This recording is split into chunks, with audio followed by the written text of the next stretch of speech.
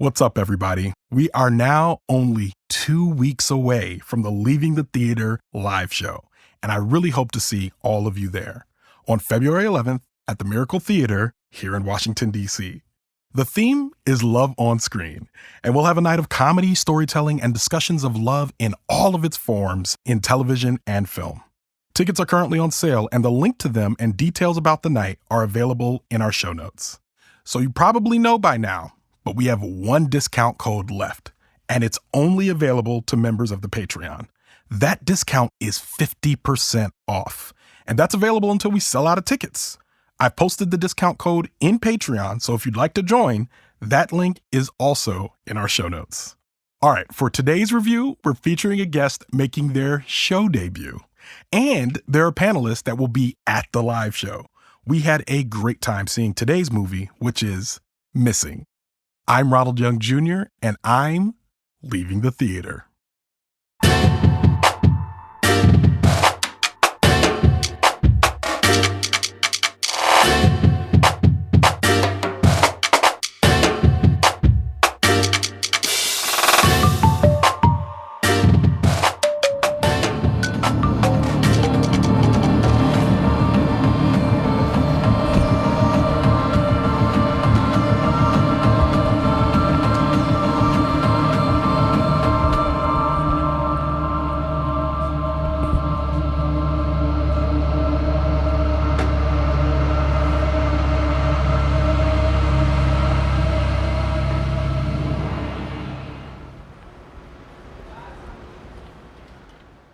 All right, this is Ronald, and I am leaving the theater after seeing Missing.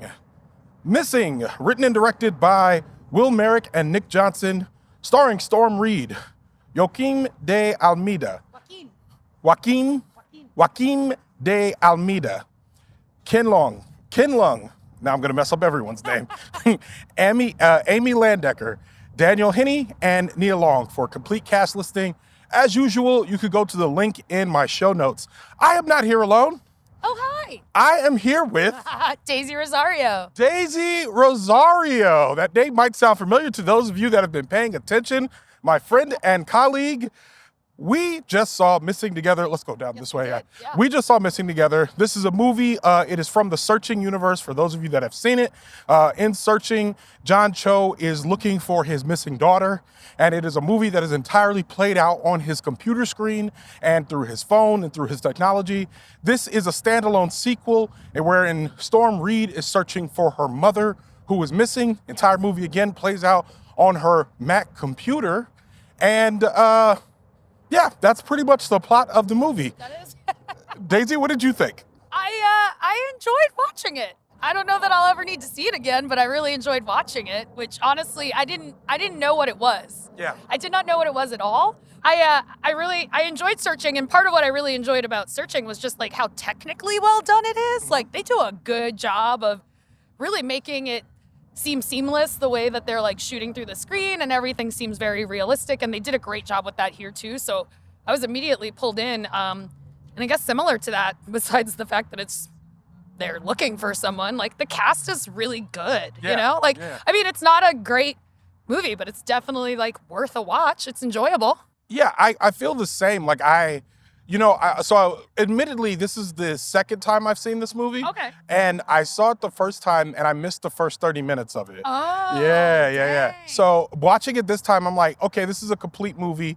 And I think the circumstances under which we watched it gave it a little bit of a boost. Oh my God. Do you want to talk some about that? Yeah, there were a lot more people in that theater than I was expecting. Yes. And they were ready to watch that movie. And they were ready to have a communal experience. A communal experience. That was... Yeah, like what's happening behind Like, us. what's happening? I think that's some of them. It Yeah. might even be as teens. There were teens. Yeah. But yeah, I mean, there was a guy sitting in our row who was just full on speaking back to the screen at full regular volume. Yeah.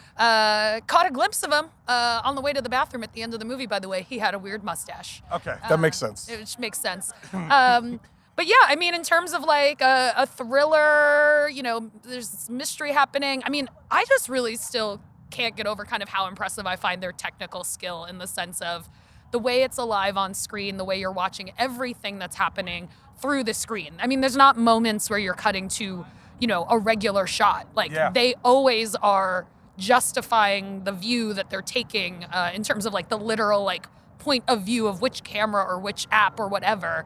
And I mean, that part, honestly, is just so technically well done. Yeah. Like, I will say they cheat a little bit because they do this thing where they kind of leave the FaceTime camera up on the computer, yes. which people don't do. And then they did it a couple times. They want us to assume that the teens do.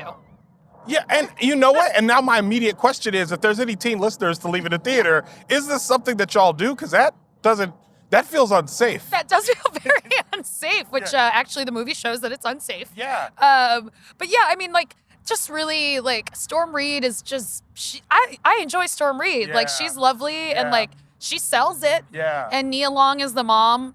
I'm literally, like, pro Nia Long in all situations. It was good to see Nia Long in something like this as well because, normally when we see Nia Long, we're seeing her in a black movie, if we're being honest. And this was a mainstream movie with black people, which I'm like, yes, get her in these. She's a great actor. And I'm like, I want to see her in more stuff. And this was, she really carried her weight in this with Storm Reid, even though Storm Reid was really the lead. But seeing, like, Nia Long be there, a veteran actor holding it down, was, like, really good. There's some plot points. I often think when I'm watching movies, like, one of the things that gives movies away is the disparity of hotness between the male actor and the female lead. Yeah. And that for me was, like, a big thing in the most recent Scream movie, for example. Yes. Like, I was immediately like, this man ain't good enough. Yeah, like, that's not him. No, like, come on. So similarly, it was kind of like, okay, Nia Long. And there was even some lines early in the movie where I felt like, are you trying to convince me this man is attractive enough for Nia Long? Like, But I mean, I thought all the actors really are charming and their ability to sell it and seem naturalistic in that, I mean, they're actors, that's what they do, but it is a very different type of performance. They're talking to the camera in a way that is not what actors do, technically. I think you're right. I think in acting, the actors had to be good enough for us to believe them when they're basically doing selfies for much of the movie. Right. But then I think the technical feat is weaving this together in a way that's believable. And I think we got the technical feat of them, like where the camera placement is supposed to be, how they're all interacting with each other. I will say one of the weaker parts of this movie, and I don't think it's weak for everyone, it's just weak for me because I'm an avid movie watcher, is that they spoon feed you what's happening as it happens. Oh, sure. And you can hear people, and I feel like the trigger I kind of got was something would be shown on television, and then someone in the theater would yell it out. Right. They'd be like, oh yeah, no, that's the guy, yeah, he did it. And I'd be like, no, we know, like the movie spoon feeding it to us. Did that take you out of the movie at all? I mean, not just the yelling, I mean just the spoon feeding, no, it didn't take me out of it as much.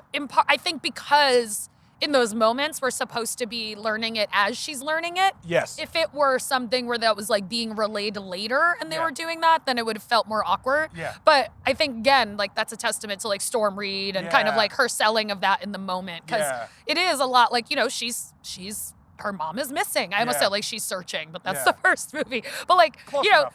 Same as like, with John Cho in that movie. It's like they are playing someone who's like, you're actually seeing a lot of moments where they're supposed to feel like nobody's looking at them, right? And so they both did a great job selling that, and I felt like, Storm Reid did a great job selling that, and that's part of why that was okay for me, and also because she's a younger character. Yeah, I think she also did something, and watching it this time, there was something where she's looking at the screen, and she has a flash of recognition on her face, and I'm like, hey, yo, this is good acting. Right. Like, that's solid. There's times where, and you're right, there's a difference between a camera is on you and you have lines and you know what you're about to say next. But there's a difference between like when I'm sitting at home on my computer by myself and I'm like, oh my God. Or if somebody's in the room, you're like, hey, yo, like the reaction that you have is completely different. And I think they nailed that portion of it. Yeah. With all of that being said, like, do you think that like searching exists standalone, missing exists standalone? Do you think there's a universe where they make 5 more of these? Like, where do you think this goes from here? Right? I mean, I think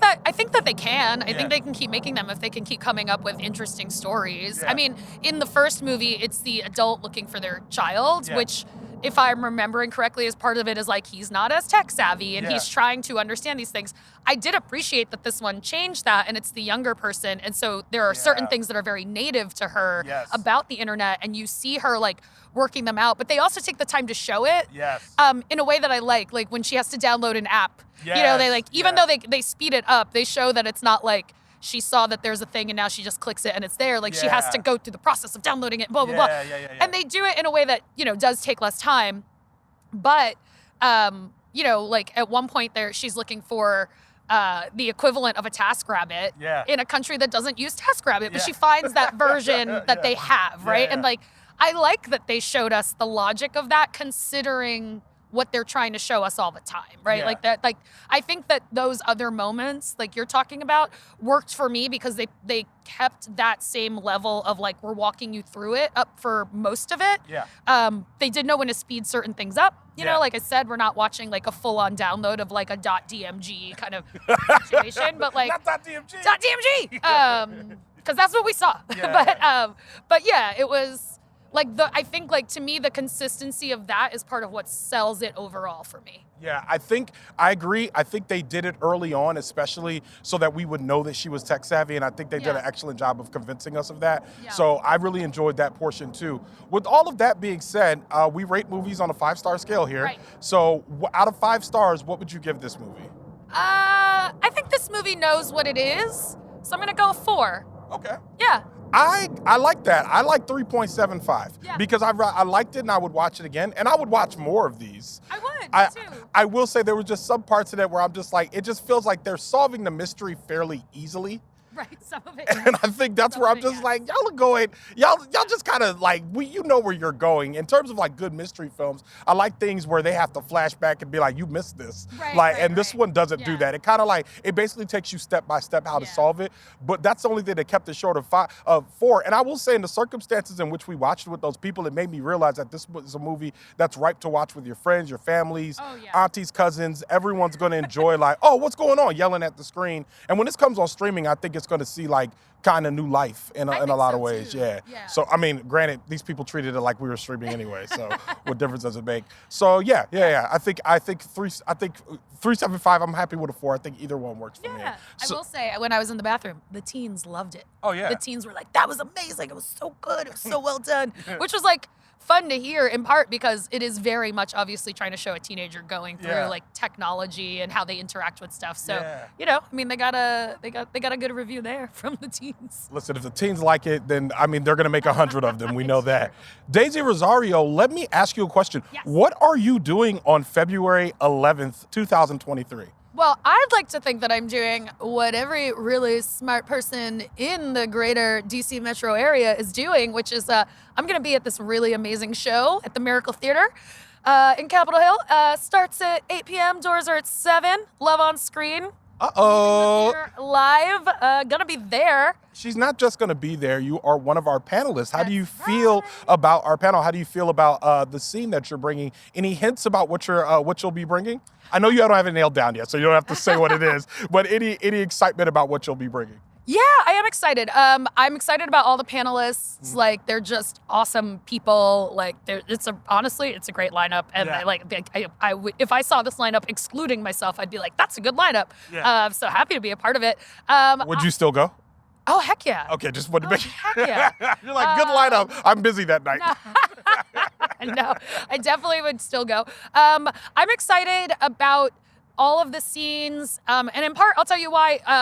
One of the things you were telling us when we were chatting about the show is that, love doesn't have to just mean romantic love. Yes. And that is one thing I love about movies in general, is like all the different stories and relationships that they tell. And I've had a lot going on in my family life and had a lot of friends stepping up. So that's been very special on my mind. So I've been thinking about all of that as I have been kind of narrowing down my choice. And I'm very excited to get to share it with an audience. I am very excited for you to share that, and I'm very excited for all the listeners to hear it. If you haven't bought your tickets yet, you can still get them. There's a link in the show notes. We are very excited. Daisy Rosario, thank you so much for being with me today. Thank you so much for having me, and also for telling me that there was a sequel to Searching, because I had no idea. I basically hit you up like, hey, you free Thursday? Because we gotta go see a movie. Yeah. I hadn't seen a trailer. I hadn't seen a poster. Like this one had somehow completely escaped me. So, but I'm glad it didn't. I enjoyed it. Well, I'm glad you watched it with me. Glad you saw it.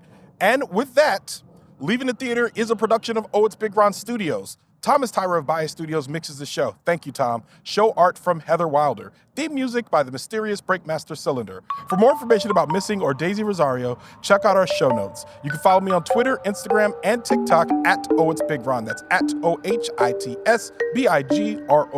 You can find out more about this show and other Oh It's Big Ron Studios shows by following us on Instagram at Oh It's Big Ron Studios and on Twitter at Oh It's Big Ron Stew. That's STEW. Leaving the Theater will be back soon. Thanks for listening.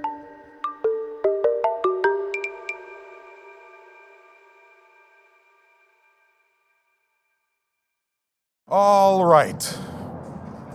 See, I walked by a speaker and I almost immediately ruined it. But I'm a professional. For more information about Missing or Daisy Rosario, check out our show notes. You hear me mess up that accent there? You hear that? You don't have to put it on. Okay. For more information about Missing... Tickets are available until they run out.